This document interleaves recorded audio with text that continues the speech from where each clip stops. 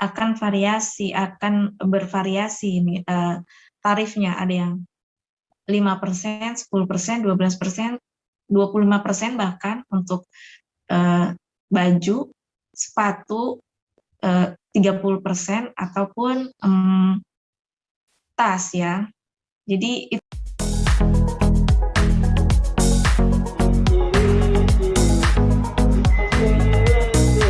Assalamualaikum warahmatullahi wabarakatuh.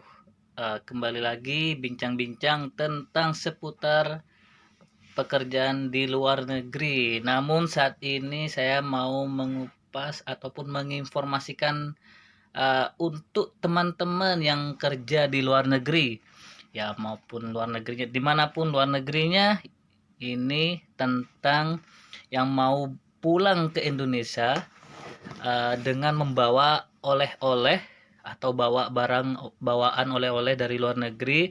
Tentunya teman-teman seduluran semuanya sudah tahu ya, kalau membawa pulang bawaan atau oleh-oleh itu ada aturan dan batasannya juga. Dan sekarang ini ada perubahan lagi dan batasan juga, yang mana di biaya cukai ini tentang bawaan atau barang oleh-oleh dari luar negeri, itu ada batasan dan informasinya. Monggo kita seperti apa sih aturannya yang baru ini, monggo simak sampai habis. Oke, ciu ciu ciu. Oke, tak langkong saja, monggo simak. Ciu. kesempatan hari ini saya dipercayakan untuk memaparkan tentang ketentuan impor dan ekspor barang bawaan penumpang. Sebelumnya saya ucap selamat pagi kepada semua, pada Pak Niko, pada undangan internal maupun eksternal ya, peserta eksternal. Semoga apa yang saya paparkan hari ini bisa membawa pencerahan ya, dan tentunya menambah wawasan juga.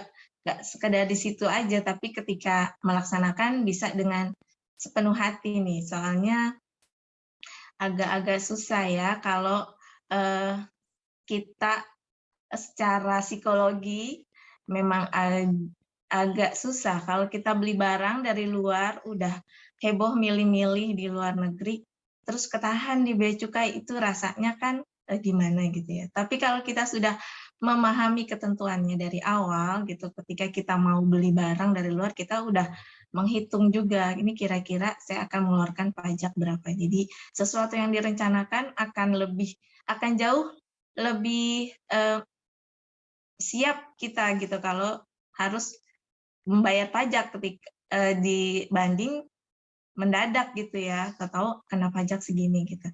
Itu ya awalnya, mudah-mudahan itu dulu yang bisa kita bisa menyamakan visi dan misi kita sebelum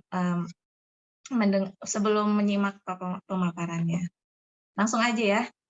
Karina bisa tolong di-share materinya? Oke, terima kasih.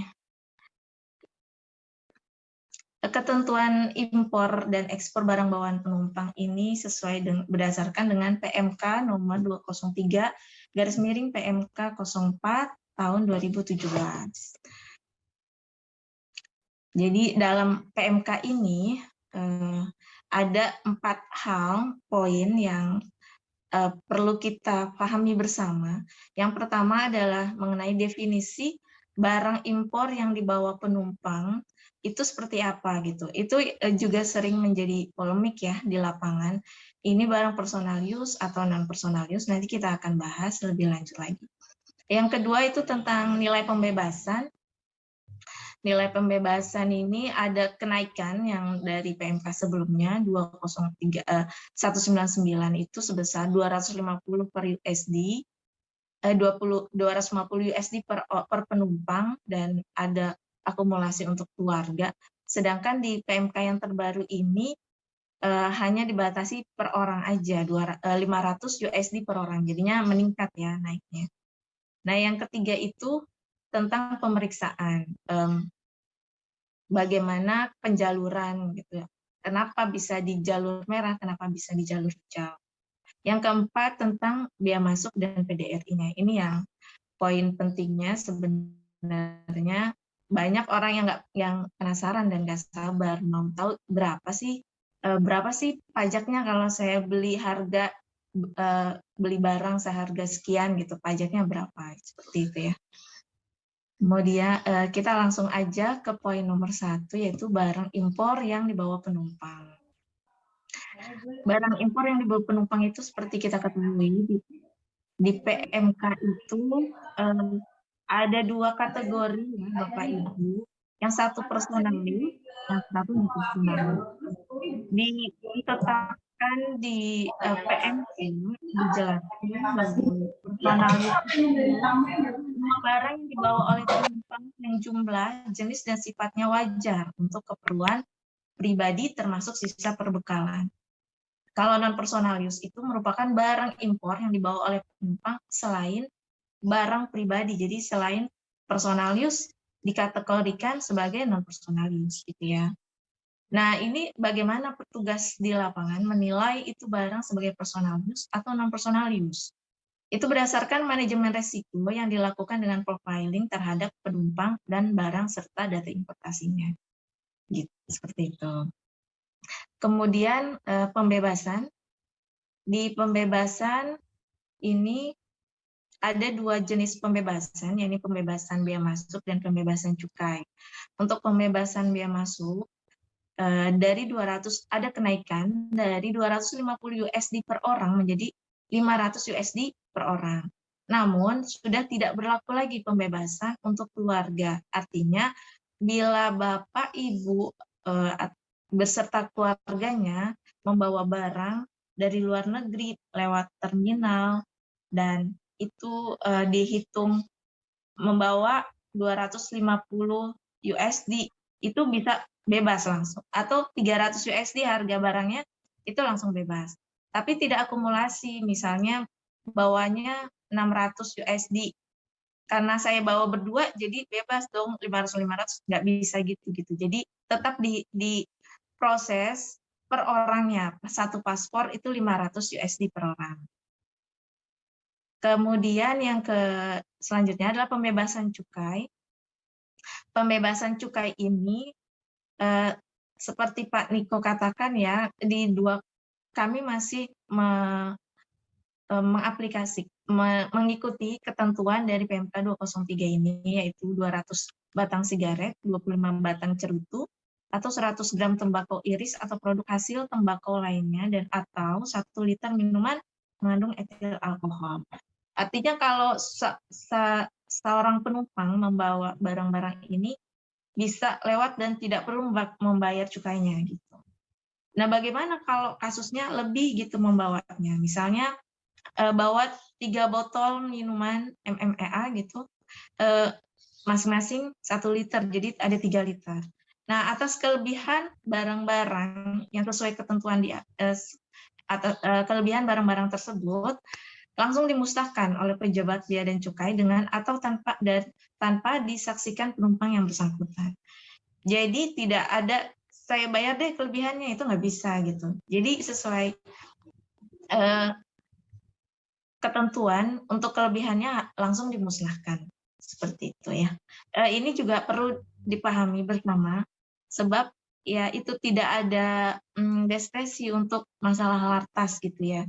Jadi dan itu akan langsung ditegah sebelum melewati daerah PBN, itu di daerah ketika X-ray gitu. Kemudian selanjutnya pemeriksaan. Sebelumnya penjelasan saya terlalu cepat apa sudah sesuai nih? Suka lupa kalau udah bicara suka kecepatan gitu. Mohon instruksinya aja ya kalau misalnya terlalu cepat menjelaskannya. Kemudian yang selanjutnya adalah pemeriksaan. Pemeriksaan ini menjadi atensi bagi bea cukai ketika barang-barang yang penumpang bawa itu, ibu atau bapak bawa, itu berupa barang dengan nilai pabean atau barang kena cukai yang melebihi batas pembebasan. Jadi kalau dia bukan barang kena cukai, nilainya di atas 500 USD gitu. Itu pasti menjadi atensi. Kemudian barang-barang yang tadi ya, yang barang kena cukai yang jumlahnya melebihi batasan yang tadi. Kemudian hewan dan ikan dan atau tumbuhan termasuk produk yang berasal dari hewan, ikan dan atau tumbuhan. Kemudian membawa narkotika, psikotropika, prekursor, obat-obatan, senjata api, senjata angin, senjata tajam, amunisi, bahan peledak atau benda atau publikasi pornografi ini masuk ke barang-barang laras, larangan pembatasan. Kalau larangan dia otomatis tidak bisa masuk, tapi kalau pembatasan dia perlu izin dari kementerian atau lembaga terkait. Yang selanjutnya adalah pembawaan uang tunai dan atau instrumen pembayaran lain dengan nilai paling sedikit 100 juta atau dengan mata uang asing yang nilainya setara dengan itu. Jadi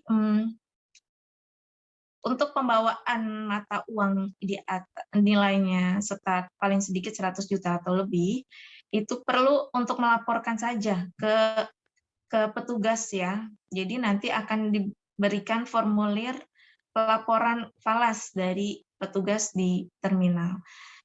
Nah, ini juga yang sering menjadi modus penipuan kalau kita tidak paham ya. Kita menjadi banyak yang menjadi korban penipuan dengan alasan membawa ada temannya gitu membawa uang 100 juta atau lebih dan ditahan bea cukai. Jadi korbannya itu harus membayar senilai uang itu gitu karena kena pajak. Jadi untuk pembawaan uang tunai atau instrumen pembayaran lain itu tidak dikenakan pajak ya, Bapak dan Ibu sekalian. Jadi cukup melaporkan saja. Dengan melaporkan itu ada bukti pelaporannya dan itu yang Bapak Ibu terima nanti formulirnya. Kami juga simpan kopiannya untuk kita arsip dan tidak ada pungutan pembayaran kecuali dalam hal penyelundupan uang ya itu beda lagi. Nanti akan ada denda yang apabila tidak melaporkan itu dianggap nanti tidak bisa akan mendapatkan denda gitu untuk kelebihannya seperti itu. Yang terakhir adalah barang non personal use. Untuk barang-barang yang tidak wajar jumlahnya untuk pemakaian pribadi itu pasti kena jalur merah untuk diperiksa fisik dan kemudian untuk dihitung per itemnya untuk dikenakan pajak bea masuk. Dan untuk barang-barang selain dari barang-barang yang kena jalur merah, itu akan masuk jalur hijau. Tapi sesuai ketentuan, apabila petugas mendapati kecurigaan atas penumpang yang sudah masuk jalur hijau, itu pun masih memungkinkan untuk masuk jalur merah. Jadi tidak serta-merta ketika masuk jalur hijau, ya saya kan nggak bawa barang-barang itu, kenapa harus diperiksa gitu. Ketika ada pertimbangan lain atau informasi lain yang petugas terima, itu bisa langsung dimasukkan ke jalur merah. Seperti itu ya. Kemudian ini yang terakhir ada untuk impor, ada tentang bea masuk dan PDRI. Untuk bea masuk sendiri, bea masuk dan PDRI ini dikenakan atas barang personal use yang nilainya melebihi batas pembebasan yaitu 500 USD per orang tadi, dan atas barang non personal use yaitu barang yang kita biasa bilang apa just tip gitu ya, barang dagangan itu kena diperhitungkan nilainya untuk ditetapkan bea masuk dan PDRI-nya. Untuk barang personal use, tarif bea masuknya ditetapkan flat 10% dari keseluruhan nilai pabean barang impor bawaan penumpang yang dikurangi dengan UFOB USD 500. Jadi kalau bawa 700 barang dengan nilai 700, yang dihitung pajaknya berarti 200 gitu, 200 USD-nya. Nanti di kurskan ke Indonesia, kurs rupiah, baru dihitungkan 10% dari nilai pabeannya. Untuk PPN sendiri itu 10% dan PPH PPh-nya sesuai dengan PMK 110. Jadi untuk PPh sendiri ada yang 10% dan ada yang 7,5% bila dengan NPWP ya. Kalau tidak ada NPWP dia 20% atau 15%. Seperti itu. Jadi kalau perhitungan PPN dan PPh itu dari nilai pabean ditambah biaya masuknya. 10% dari nilai pabean ditambah biaya masuknya. Seperti itu. Kemudian yang non personal use ini tarif biaya masuknya ditetapkan sesuai dengan tarif masing-masing barang berdasarkan BTKI tahun 2017. Jadi akan bervariasi ini tarifnya, ada yang 5%, 10%, 12%, 25% bahkan untuk baju, sepatu 30% ataupun tas ya. Jadi itu sesuai, memang jadi lebih mahal kalau untuk kategori barang-barang yang tarifnya pakai BTKI itu. Kemudian tidak mendapatkan pembebasan USD 500. Jadi berapapun nilainya, misalnya just tip kecil-kecilan aja gitu ya, misalnya Bu saya kan cuma nitipin beli bayar barang kurang dari 500 ya, tapi sudah masuk kategori just tip tetap tetap dipungut biaya masuknya gitu, karena tidak mendapatkan pembebasan. Yang lama itu 1 liter maksimal satu penumpang, sekarang itu 2,250 liter per penumpang. Mungkin nanti mungkin nanti tidak disampaikan oleh narasumber, karena narasumber nanti akan concern dengan PMK 203 ya 2019 terkait dengan barang bawaan penumpang. Namun demikian mungkin Bapak-bapak dan Ibu-ibu semua sesuai dengan asas peraturan perundang-undangan ketika sudah diundangkan itu dianggap mengetahui ya. Jadi mungkin catatannya itu saja. Nanti setelah tanggal 15 November terkait dengan barang minuman etil alkohol itu maksimal boleh di bawah 2,25 liter. Saya rasa itu yang bisa disampaikan Bapak-bapak dan Ibu-ibu, mudah-mudahan bermanfaat kegiatan sosialisasi ini. Jadi seperti itu ya teman-teman ya, informasi yang terbaru dari Bea Cukai tentang bawaan atau barang oleh-oleh dari luar negeri. Semoga teman-teman yang sekarang masih di luar negeri ya, yang mungkin bawa oleh-olehnya banyak, jadi silahkan disimak lagi. Kalau masih bingung, disimak lagi videonya yang barusan saya share ke teman-teman. Semoga video ini menjadi informasi yang sangat bermanfaat buat teman-teman yang masih kerja di luar negeri, yang mau pulang nantinya ke Indonesia, dan juga buat teman-teman yang mau bekerja di luar negeri. Ini informasi juga buat kalian semua. Jadi semoga bermanfaat. Wassalamualaikum warahmatullahi wabarakatuh. Tak langkong saja.